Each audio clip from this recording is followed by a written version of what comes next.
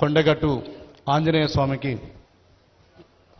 వసతి గృహ సముదాయం, అదేవిధంగా మాల విరమణ మండపానికి విరాళం ప్రకటించిన గౌరవనీయులు ఆంధ్రప్రదేశ్ రాష్ట్ర ఉప ముఖ్యమంత్రి వర్యులు, నేటి యువతకు నేటి తరానికి స్ఫూర్తి ప్రదాత పవన్ కళ్యాణ్ గారికి చొప్పదండి నియోజకవర్గం పక్షాన, అదేవిధంగా కొండగట్టు ఆంజనేయ స్వామి దేవస్థానం పక్షాన నేను హృదయపూర్వక ధన్యవాదాలు తెలియజేస్తున్నాను.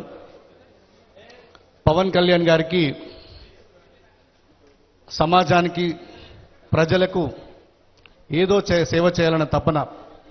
నేను విద్యార్థి దశలో ఉన్నప్పటి నేను ఉస్మానియా యూనివర్సిటీలో చదువుకున్నప్పుడు వారితో నాకు పరిచయం ఉండే. వారప్పుడు కామన్ మ్యాన్ ప్రొటెక్షన్ ఫోర్స్ పెట్టి సమాజానికి చాలామంది గుర్తించబడకపోయిన ప్రజలకు ఏదో సేవ చేయాలనే తలంపు వారిలో ఎప్పుడు కనబడుతుండే. నేను యూనివర్సిటీలో ఉన్నప్పుడు విద్యార్థి నాయకుడిగా వారిని తరచూ కూడా కలిసేవాడిని. మొట్టమొదటిసారి ఈ కొండగట్టు ఆంజనేయ స్వామి వారి దర్శనానికి వచ్చినప్పుడు వారి పక్కనే ఉన్నాను. దురదృష్టవశాత్తు అప్పుడు ప్రమాదం జరిగి ఆ ఆంజనేయ స్వామి ఆశీస్సులతోటి బయటపడ్డ సందర్భంలో కూడా నేను వారి పక్కనే ఉన్నాను.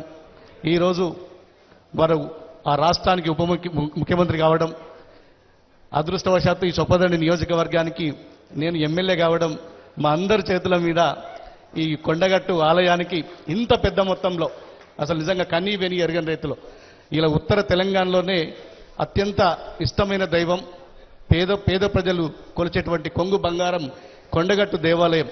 శబరిమల తర్వాత అత్యంత ఆ స్థాయిలో మాలధారణ చేసి ఇక్కడ విరమణ చేస్తున్నారు. దానికి మీరు ఈ మాల విరమణ మండపం చేసినందుకు, ఈ గదులు నిర్మాణం కృషి చేసినందుకు నిజంగా నేను మనస్ఫూర్తిగా కృతజ్ఞతలు తెలియజేస్తున్నాను సార్. మా గౌరవ ముఖ్యమంత్రి రేవంత్ రెడ్డి గారు కూడా కొండగట్టు పట్ల ఏదో సేవ చేయాలని నిన్ననే అసెంబ్లీలో దీనికి సంబంధించి మాస్టర్ ప్లాన్ కూడా ఒకటి రూపొందించమని చెప్పినారు. త్వరలో రాష్ట్ర ప్రభుత్వం కూడా మాస్టర్ ప్లాన్ రూపొందించబడుతుంది. అటు పవన్ కళ్యాణ్ గారి సహకారం, మా ముఖ్యమంత్రి రేవంత్ రెడ్డి గారి ఈ రాష్ట్ర ప్రభుత్వ సహకారంతో భవిష్యత్తులో కొండగట్టు టీటీడీ తరహాల అభివృద్ధి చెందాలని చెప్పి నేను మనస్ఫూర్తిగా కోరుకుంటూ ఇప్పుడు టీటీడీ చైర్మన్ బిఆర్ నాయుడు గారిని మాట్లాడవలసిందిగా కోరుతున్నాను.